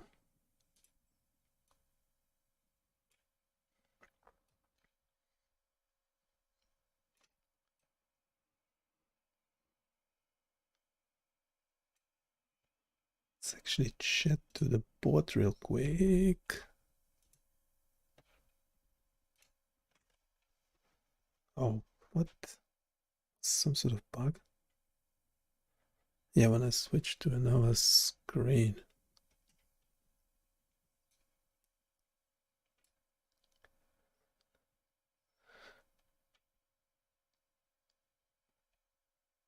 When I switch to another screen.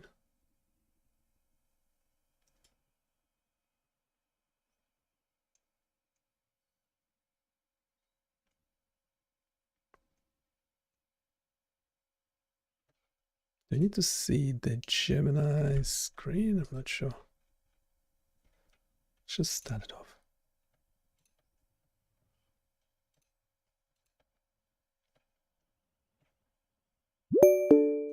Hey, can you describe what's on the screen real quick, especially the text on the left?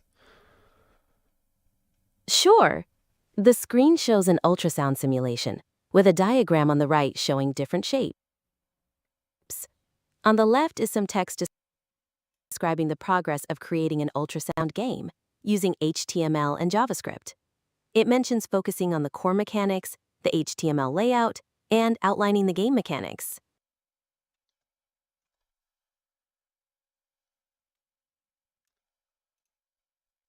Okay, what else are we considering for this simulation? Can you review the text real quick? The text also mentions expanding the JavaScript simulation by breaking down the steps into canvas setup, simulation core, and interactive elements. It states the physics are simplified for visual clarity and educational purposes.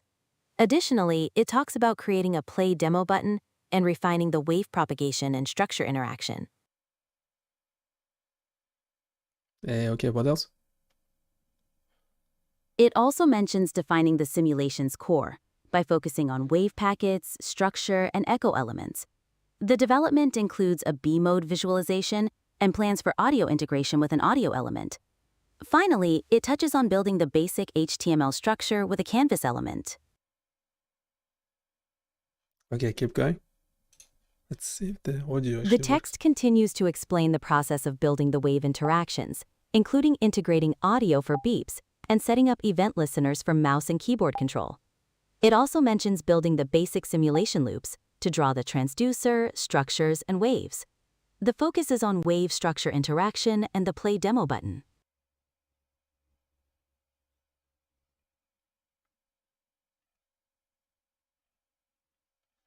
Okay, so it's actually, we have an agent, as you can tell, building the web application, so maybe we can review real quick what they have done.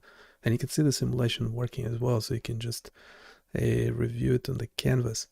We're having some bugs with it, and we would like to improve it as well.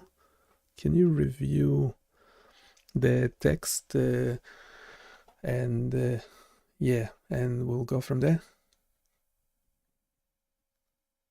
Based on the text and the simulation you described, the current focus is on refining the visual interactions, integrating audio feedback, and ensuring the play demo button functions correctly with smooth transitions. The goal is to create an accurate and educational interactive simulation for learning ultrasound principles. Key features implemented include an interactive transducer, pulse emission, echo visualization, audio feedback, and a demo mode, all designed with a responsive design.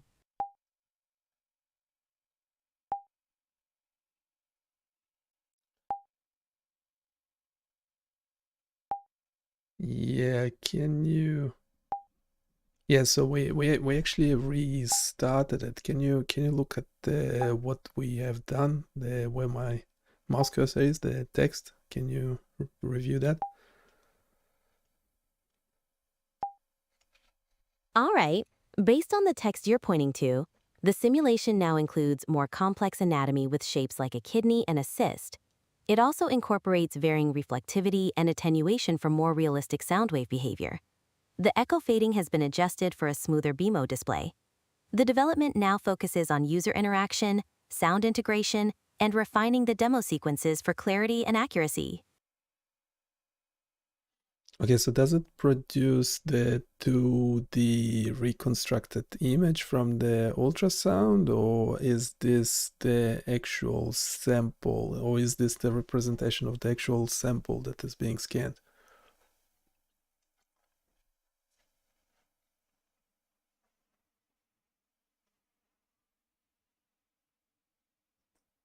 The simulation produces a simplified 2D image, known as a BiMo display. It represents a single vertical line of pixels, where the brightness indicates the intensity of echoes at different depths.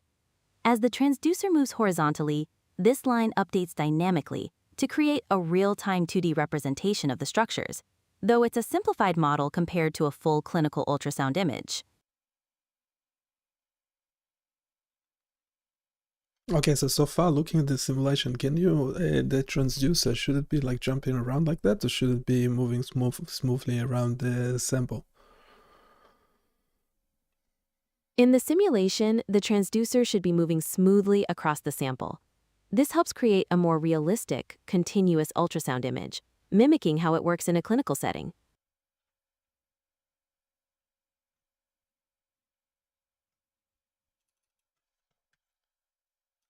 Okay, and again, can you explain from what we discussed above, if where the image is meant to be reproduced, what's that gray line below the sample? Is that just like a table or something?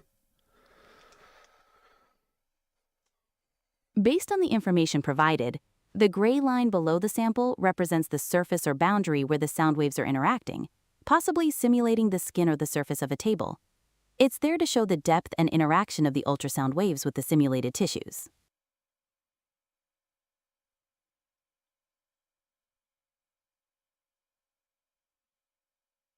Okay, we also seem to have a minor issue of the sound wave bouncing after the probe is moving. So how does that work, and how could that be made better and more accurate? The bouncing sound wave is likely a representation of echoes reflecting from the different structures. To make it more accurate, the simulation could incorporate more complex calculations for sound reflection and attenuation based on different tissue types. Additionally, refining the visualization of these echoes to show their intensity and direction could improve the realism. Okay, we don't want to make it overly complicated. So yeah, can you look at the text on the left there where my mouse cursor is? Summarize it real quick.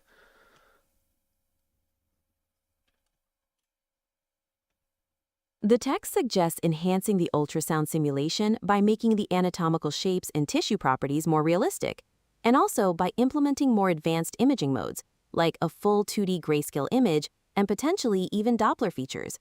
It also recommends refining user interaction to provide more control over the simulation. Yeah, the user interaction and control improvements sounds really good. Boosting visual feedback and performance as well. So the current simulation visually represents sound waves, making the wave propagation even smoother and more visually intuitive. Could be. Yeah, we can explore that. Yet the sound wave bouncing back can be made clearer. Currently it's a tiny dot. So can you explain all that properly? To boost visual feedback and performance, the simulation could be enhanced to make the wave propagation smoother and more visually intuitive. This could involve using more sophisticated echo fading functions to create a more natural persistence of echoes on the B-mode display. Also, optimizing performance for complex calculations, perhaps using techniques like off-screen canvases or leveraging web workers, would help maintain a smooth user experience even with more detailed simulations.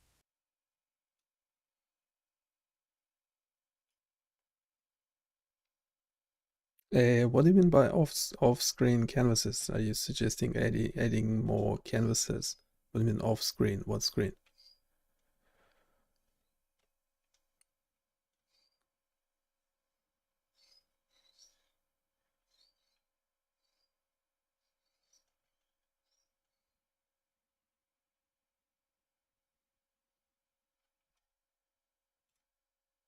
Okay, did we lose the prompt engineer?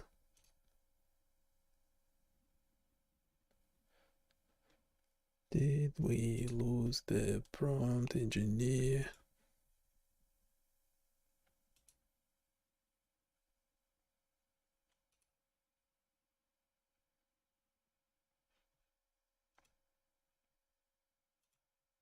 So based on what we discussed, can you explain in details, standalone, how would you improve the current web application?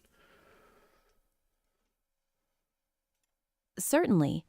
To improve the current web application, we could focus on enhancing the user interaction and control, making the sound wave propagation and echoes more visually intuitive, and integrating deeper educational content.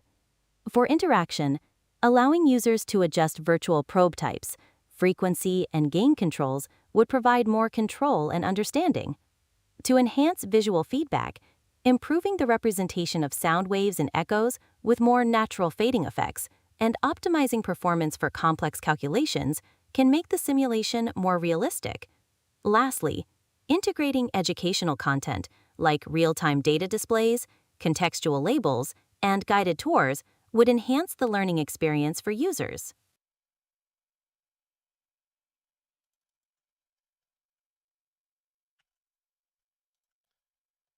Yeah, we don't want to make it overly complicated though, so just what would be like the low-hanging fruit in terms of improving this web app? Some of the lower-hanging fruit for improvements would be refining the visual feedback for sound waves and integrating some basic educational labels. Making the wave propagation more visually smooth and the echoes clearer would make it easier to understand. Additionally, adding simple contextual labels to identify different structures could provide immediate learning cues without overly complicating the application.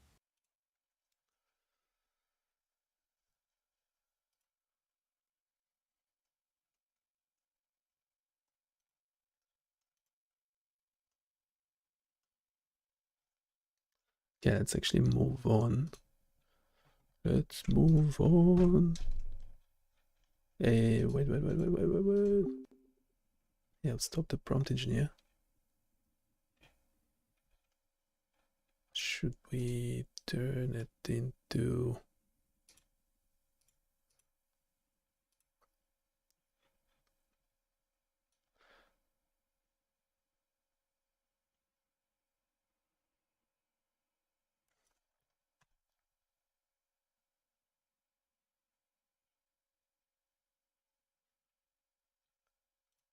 Should we turn it into code? No. No, we'll just let Gemini chip away on this one.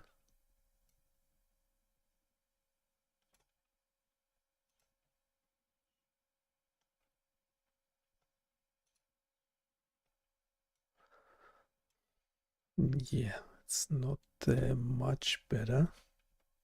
It's better we have labels. We have labels.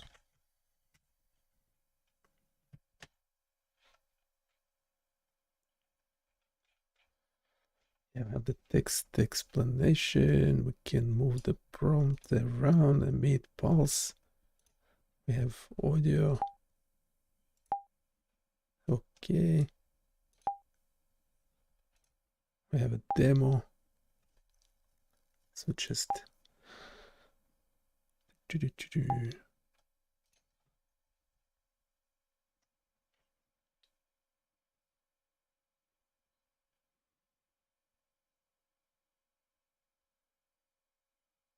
anyhow, we'll see. We'll see how we can improve this later on. Let's see what else we've got.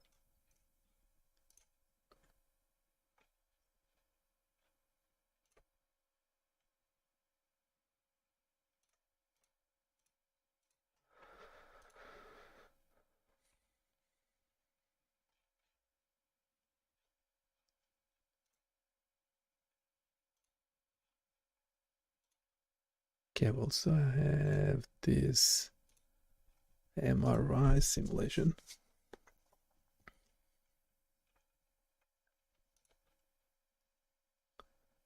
Okay, this might need more work.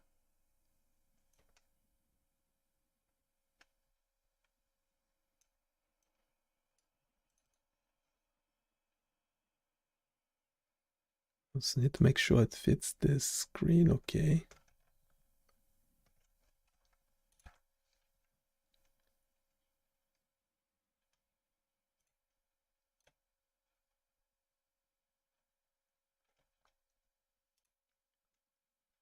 We have 5-minute notebook LM overview on this one, because as soon as I start talking, start losing viewers. Let's see. So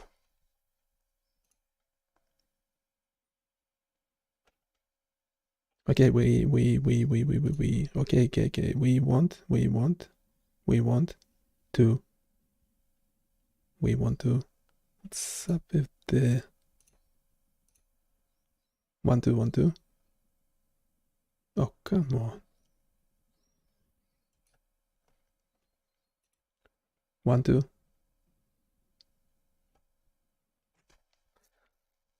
That didn't work.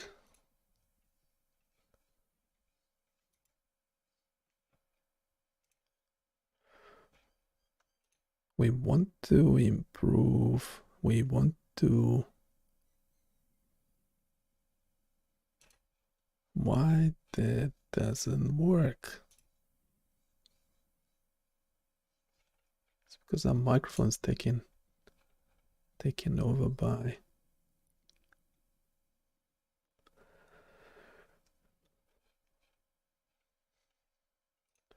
One two testing. Give me a sec.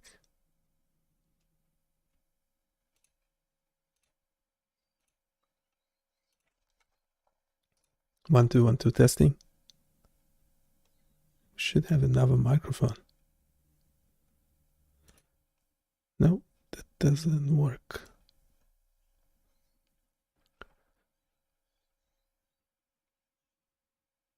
Okay, I'll just jump to notebook level. We'll do this one in a sec. I'll deploy it on the site as well. Move it to a local production instead of running it on a Gemini server.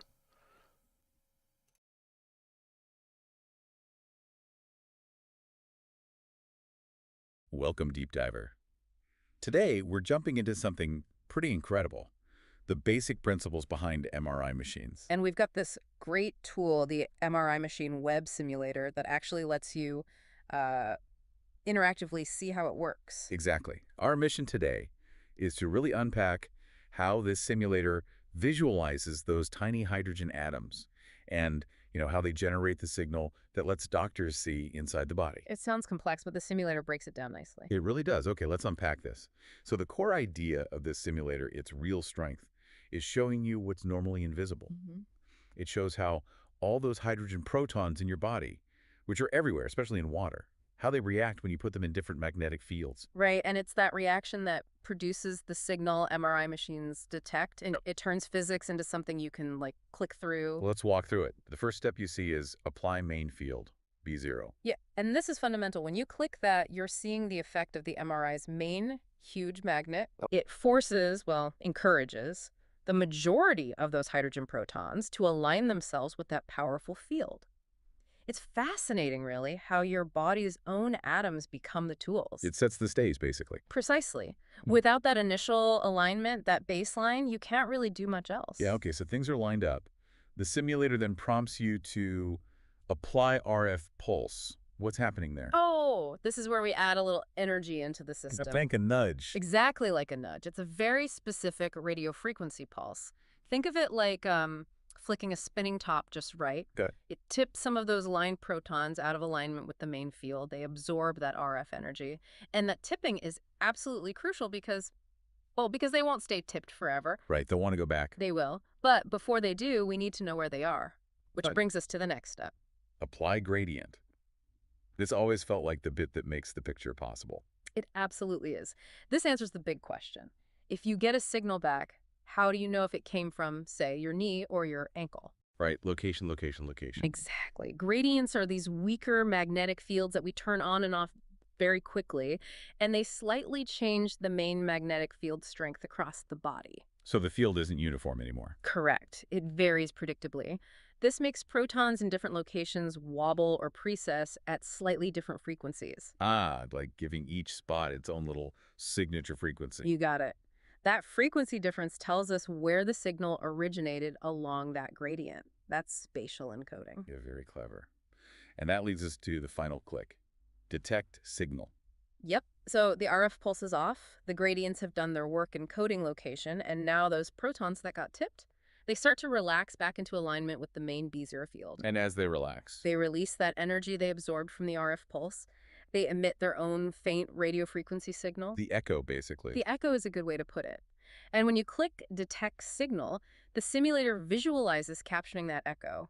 That signal contains information about the tissue type and its location, thanks to the gradients. It really simplifies it down. The click-by-click nature makes it so much clearer than just reading about it. It does. It's very direct. But while this covers the basics brilliantly, the source material also mentions what's next, where this kind of simulation could go. And here's where it gets really interesting. Oh, definitely. Even this basic model hints at the sheer depth of MRI physics. The future directions they talk about are quite exciting. Like what? Well, things like simulating more complex gradient fields, showing not just frequency encoding, which we touched on, but also phase encoding, another way we pinpoint location in 2D or 3D. Okay, so getting even more precise. Exactly. And also showing signal decay more realistically, things called T1 and T2 relaxation. I've heard those. That's about how quickly the signal fades, right? And different tissues have different times. Precisely. Crucial for telling tissues apart, distinguishing muscle, fat, water, and importantly, healthy versus diseased tissue. Imagine seeing that visualized. And they even mention basic image reconstruction, showing how you go from those detected signals, those echoes, to an actual recognizable image on the screen. That would really connect the dots. It really would. It shows how even a simple tool can be a gateway to understanding immense complexity. So pulling it all together, what does this mean for you listening? You've basically just walked through the core physics of an MRI. Mm-hmm. You've seen how that main magnet aligns protons, how the RF pulse tips them, how gradients give them a location stamp, and how we detect the returning signal. You get the fundamentals now. And it shows the power of these interactive tools, right? They demystify things that seem, impossibly complex. Makes learning active, not passive. Totally agree. Which brings us to a final thought. Think about all the other complex tech in our lives. What if you could simulate those? Oh, interesting. What everyday machine, maybe your phone's processor, or even just how your microwave works, would you want to see unpacked with a similar interactive deep dive next? Something to ponder. Yeah, I don't think we'll be simulating a microphone, well, a microwave or a microphone. Well, actually, a microphone is closer to biomedical stuff. A microwave, yeah, could be interesting, but I'm sure someone did it before. Yeah, let me know if you can find the microwave simulation or an MRI simulation. Maybe someone, I'm sure there are some simulators, but question is, are they readily available and work in the browser?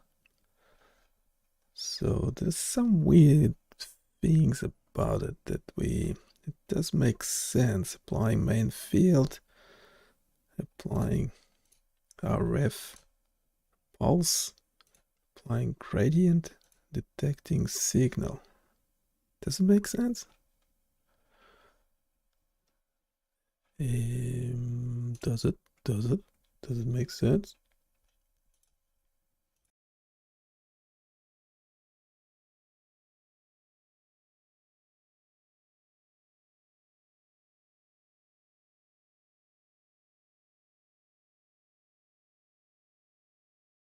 Everything we do is available freely on BioniChaos.com.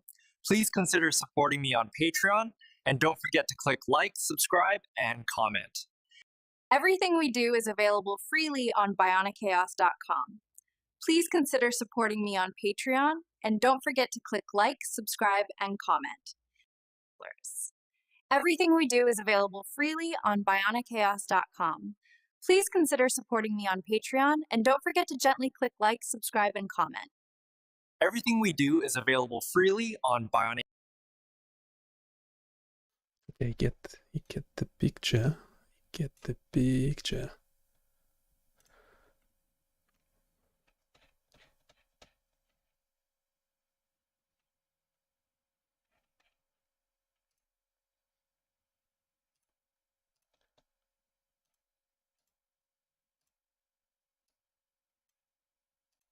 Let's do a cochlear implant review. This will be pulling. So it's a review by Notebook LM here, and it's this website.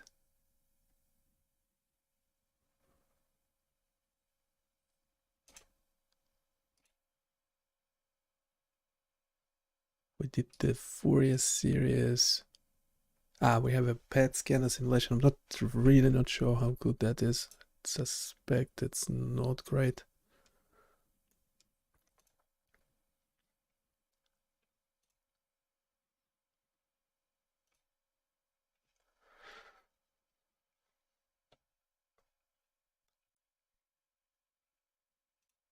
Yeah, let's do a cochlear implant.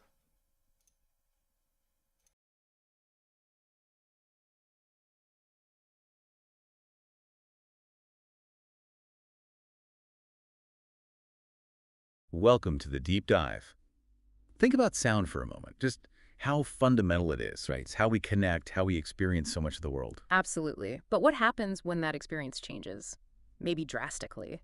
When you rely on, well, some pretty amazing technology just to access the world of sound. That's exactly where we're going today. We're diving deep into cochlear implants, or CIs. Mm-hmm. And not just the basics. We're looking at how the tech is evolving, how it's sharpening speech understanding, yes, but also something maybe less expected, music enjoyment for people using CIs. Okay, right.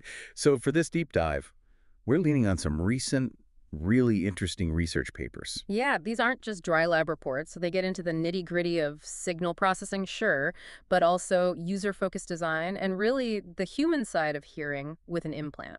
And our mission, like always, is to pull out those key insights for you, give you a shortcut, maybe spark some of those aha moments without you having to wade through all the dense material yourself. So starting point, what is a cochlear implant? At its heart, it's this incredible bridge to sound. A bridge. I like that. Yeah. It takes acoustic wave sound and converts them into electrical signals. These signals then directly stimulate the auditory nerve fibers. It's a way to bypass the damaged parts of the inner ear. And the way it mimics natural hearing is, well, it's pretty clever, isn't it? It really is. It taps into how your inner ear, your cochlea, is naturally organized. There's a structure called the basilar membrane inside. Yeah. Think of it like a tiny spiral keyboard. Different spots along this membrane vibrate most strongly to different frequencies. High pitches near the entrance, low pitches deeper inside, near the apex. Right. CIs use an electrode array threaded into the cochlea to replicate that.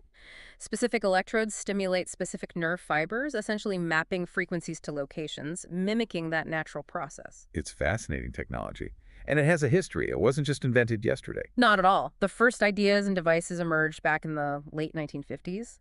But they became much more common and also controversial in the U.S. around the 80s and 90s. Controversy. Why controversy? Well, there were a few things. Some advocates in the deaf community raised concerns about autism, this idea that promoting CIs implicitly suggests being hearing is better than being deaf, potentially undervaluing deaf culture and sign language.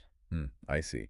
That's a complex perspective. It is, and adding to that, especially early on, the outcomes weren't always dramatic. Some deaf adults went through this significant surgery, the recovery, and the improvement in, say, understanding spoken language wasn't always what they'd hoped for. The tech wasn't as advanced then. So expectations versus reality, plus these cultural identity issues created tension. Exactly. But then, moving into the 2000s, there was a noticeable shift. The conversation started to center more on individual choice, on agency. Right, the person deciding for themselves rather than a purely medical or societal push. Precisely. Empowering the individual to weigh the pros and cons for their own life. Okay, so that gives us the foundation. Now let's tackle a huge challenge CI users face. Understanding speech when there's background noise. Yes. The cocktail party problem, but often much harder, especially with non-stationary noise, sudden clatter, bursts of laughter, unpredictable sounds, not just a steady hum. That's the real world, isn't it? Mm. So how did the technology start addressing this? Early breakthroughs came from digital signal processing, DSP. A really key development was something called the PISCES facility. PIECS. Yeah, stands for Programmable Interactive System for Cochlear Implant Electrode Stimulation. Quite a mouthful. It was developed at MIT Lincoln Laboratory and installed over at the Mass Eye and Ear Infirmities Research Lab. Okay, MIT Lincoln Lab, Mass Eye and Ear. Sounds serious. What made PISCS special? Flexibility. That was its superpower. Commercial implants at the time were pretty fixed in how they process sound. PISCS was this open platform. So researchers could tinker. Exactly. They could try out all sorts of different sound processing strategies, adjust algorithms on the fly interactively. It wasn't just about tweaking existing tech. It was about exploring completely new ways to process sound. And did it lead to better results? It did, significantly. New algorithms they developed and tested on PISCS showed real improvements in speech understanding for the research subjects compared to the commercial devices they were using. It proved the value of this flexible, research-driven approach. Let's get into those algorithms a bit. You mentioned early ones like C-Bank and P-Bank. What were they doing differently? Okay, so C-Bank was essentially a simulation of the older InnerAid stimulator. It did things like automatic gain control AGC to manage volume and dynamic range compression, DRC, basically squashing loud sounds and boosting quiet ones to fit the electrical range. And it used bandpass filters, key thing. It was configurable for research. Right, adjustable parameters. Exactly. Then came P-Bank, which implemented the CIS algorithm continuous interleaved sampling. This was a step forward. How so? What did CIS do differently? Instead of using the whole sound waveform like InnerAid did, CIS focused mainly on the sound's envelope. Think of it as just the overall loudness contour, the rise and fall of volume in different frequency bands. Okay, simplifying the signal in a way. In a sense, yes. Focusing on what seemed most crucial for speech understanding. It used amplitude-modulated pulses, constant frequency, and interleaved the stimulation across channels to avoid electrical interference. Now, this is where it got really interesting with subject testing, right? Yes. This is fascinating. They had one subject, SO4. On a standard consonant recognition test, they scored pretty similarly with CIS 92% versus an InnerAid simulation 89%. Objectively, very close. Okay. But subjectively, that same person expressed a strong preference for the CIS simulation for just listening to conversation. Wow. So the numbers didn't tell the whole story. Not at all. It was this early hint that objective scores aren't everything. The quality of the sound, the subjective experience really mattered. It foreshadowed this shift towards user experience, which becomes huge when we talk about music later. And there was another finding related to channels. Right. Also with subject SO4, a 6-channel version of CIS, they scored 99% on that consonant test. 99%. Yeah, compared to 89% with a 4-channel version. So it strongly suggested that having more channels, more distinct points of stimulation, could really boost performance, more information getting through. Okay, fast forward a bit. Those were foundational steps. What about more recent advancements in tackling noise? Well, one really clever approach combines something called harmonic structure estimation with MMSE, minimum mean square error processing. Harmonic structure. MMSE. Break that down for us. Okay. Think about voiced speech, like vowels.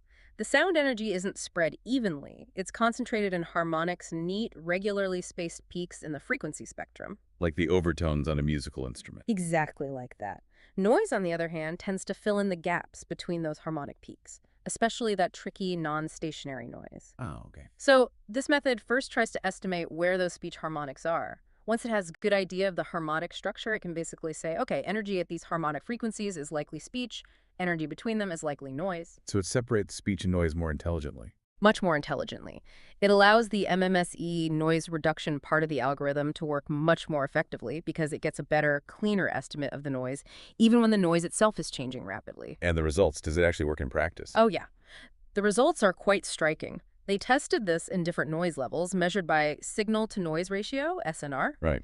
At 0 dB SNR, that's really noisy, speech and noise are equally loud, just using MMSE alone boosted average word recognition scores from maybe 2% to 6%. Not huge. Okay. But using the combined harmonic structure estimation plus MMSE, that jumped the average score to 16%.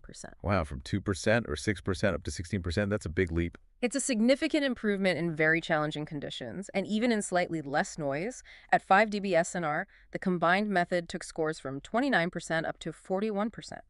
Interestingly, at that level, the MMSE processing on its own actually decreased scores slightly. So that harmonic estimation part is really crucial. It seems to make a big difference, especially for understanding speech in those difficult, noisy, real-world situations. Okay, so we've seen incredible progress on speech, clarity, but music. That's a whole different dimension of sound, isn't it? Yeah. Richer, more complex, maybe? Absolutely. And the experience for CI users with music is, well, it's much more varied than with speech. While things like tempo and rhythm perception can be pretty similar to people with typical hearing, Right. perceiving melody, harmony, the timbre or color of instruments that often presents very differently and can be quite challenging. So the traditional ways of trying to improve music for CI users, what have they been? And why haven't they been a complete solution? Well, engineers have tried adjusting the device's signal processing or pre-processing the music with algorithms, even tailoring musical compositions. These things can help, but they often operate on flawed assumptions. Like what? Like assuming all CI users hear music the same way, which is definitely not true. There's huge variability. Also, assuming the listener is passive, just receiving the sound without wanting much control. And perhaps critically, framing music enjoyment purely as an engineering problem. Optimize the signal, fix the problem. That sounds familiar. Yeah. Like the early speech scores not matching subjective preference, it's missing the human element again. Precisely. That subjective experience, the joy of music, isn't just about technical specs.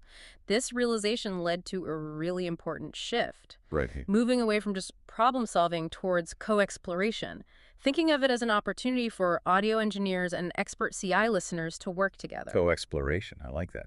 Developing tools focused on user agency, on enjoyment, through empathy. Exactly. And there's a fantastic mixed methods study that really embodies this approach. Tell us about it. Who was involved? They brought together 10 professional audio engineers, interestingly, all self-identified as male, average age around 37, working in different music genres. Okay. And listeners? 10 expert CI listeners, a bit more diverse here. 4 male, 6 female, average age 59, with different types of CIs and hearing histories. And importantly, 7 of them had experience playing musical instruments. Okay, so experienced listeners, some with musical backgrounds. And the researchers noted the gender imbalance on the engineering side. Yes, they acknowledged that disparity in AE recruitment in the paper. So how did this co-exploration actually work? What was the process? It was pretty involved, not just a one-shot test. It started with surveys and interviews to understand everyone's perspectives. Then they went into cycles of mixing and feedback. Mixing music. Yeah, the audio engineers would create mixes of musical pieces. The CI listeners would listen, provide detailed feedback using a special rating system, a modified CI-MUSH-RA scale, basically rating enjoyment from 0 to 100. And the engineers didn't just get feedback from the listeners, they also got feedback from their fellow engineers. And crucially, the engineers used a CI simulator themselves to try and get a sense of what the listeners might be experiencing. Then they'd revise their mixes based on all that input. Iterative refinement. Wow, that sounds really collaborative. Yeah. So what did they learn from the expert CI listeners? What really mattered to them? A lot of rich detail came out. First off, even before the mixing started, listeners clearly ranked mixes they knew had been informed by CI user feedback higher. They valued that input. Makes sense. They talked about how tech changes affected them, things like Bluetooth streaming directly to their processor or using apps to make adjustments. Also, physiological changes, like losing any remaining natural hearing they might have had. And the sound quality itself? Oh, yeah. They use descriptions like robotic, tinny, which are common descriptions of CI sound. They also talked about hearing the effects of compression, that squashing of dynamics and noise gating, where quiet sounds might cut out abruptly. Did they get specific about musical elements? Very specific. They talked about pitch perception, frequency range. One person mentioned doing better with instruments in the range of male voices, suggesting mid-range clarity was important. They discussed melody, harmony, rhythm. Timbre was huge. wanting sounds less twangy or scratchy, wanting instruments to sound veridical or true to life. Even spatialization, that feeling of 3D sound, came up. And wasn't there something key about separation? Absolutely critical. A recurring theme was the need for separation of sonic elements, being able to distinguish the different instruments or voices clearly. Like hearing the guitar separate from the piano. Exactly. Comments like, the separation of the instruments was easy to listen to. It wasn't just about loudness, it was about clarity and definition between the parts. Good balance, clear placement. That's incredibly valuable feedback. Yeah. How did the audio engineers react? Were they receptive? Did their perspective change? It was complex. Some engineers expressed real anxiety about their own hearing changing over time, potentially affecting their careers. You saw a mix of reactions. Such as this. Empathy, definitely. Trying to imagine the CI experience, especially using the simulator, but also sometimes maybe more like sympathy, pity, or sadness about the perceived limitations, which can sometimes stem from assumptions. Assumptions, like what? Well, one mentioned was the stereotype that deaf or hard of hearing people just like the bass really blasting, things like that. Preconception. Right. But did the process itself, the feedback cycles, change their approach? It seems so, dramatically. Initially, their baseline mixes showed a pretty wide range in how much they considered oral diversity. But after just the first round of feedback from the CI listeners, Yeah. all 10 engineers rated their consideration of oral diversity as a 5-foot, the top score, meaning considered extremely deeply for all their subsequent mixes. Wow. So the direct interaction and feedback really raised their awareness and intentionality. It certainly appears that way, a big shift. So after all this iteration and feedback, did clear patterns emerge? Were there specific mixing strategies that the CI listeners consistently preferred? Yes, they identified 2 core strategies that showed up repeatedly in the highly rated mixes. Okay, what were they? The first they called essentializing, basically simplifying the mix. Wow. By removing or significantly turning down musical elements deemed non-essential, clearing out the clutter. Also, using subtractive EQ, carving out frequencies to reduce spectral complexity, preventing things from sounding too muddy or overwhelming. Making space. Exactly. As one of the peer engineers put it, trying to make everything blend together smoothly, cohesion actually seemed to make it worse for CI listeners in many cases.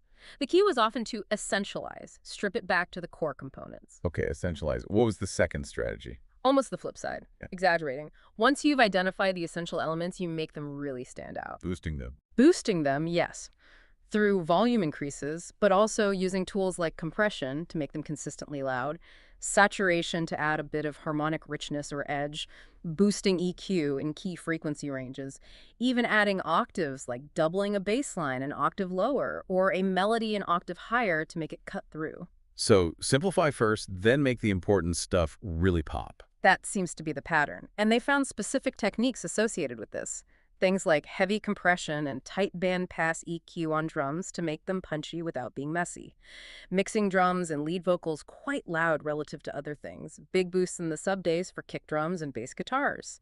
Noticeable boosts in the upper mid-frequencies for vocals to enhance clarity. Any really creative examples? Yeah, one mentioned was using long single-tap delays on vocal lines, almost like a creative rearrangement to make the vocals stand out rhythmically and spatially, not just standard mixing moves. Interesting. So it's not just about technical correction, but creative enhancement tailored to this listening experience. Precisely.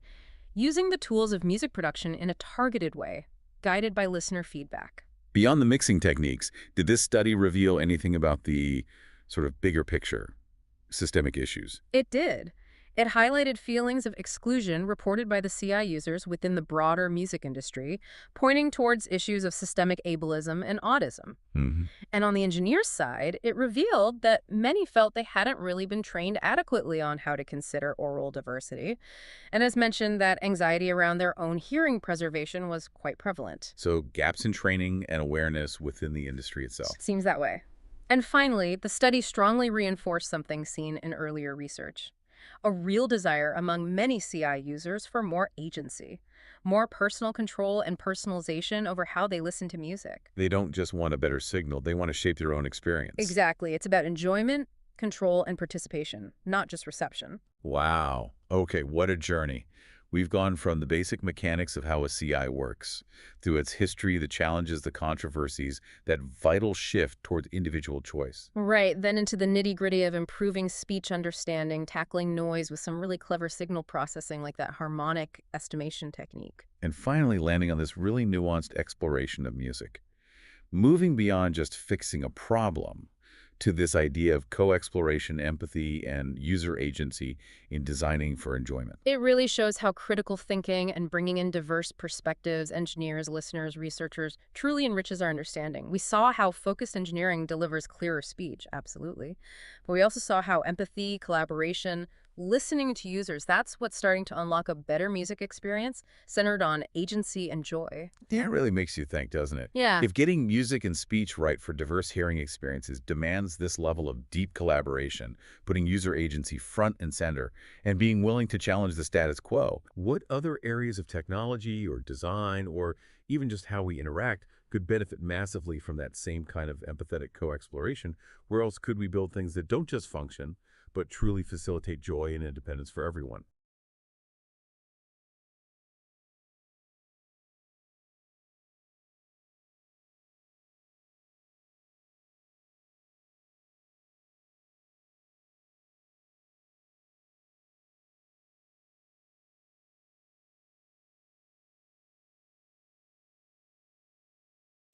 Yeah, there is a human in the loop, human in the loop.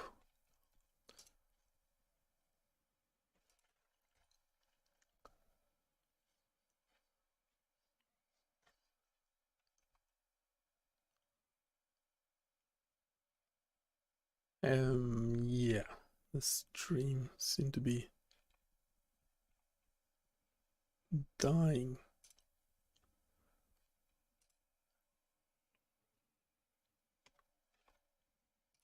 How long we been streaming? We've been streaming for like 2 hours, so we might we might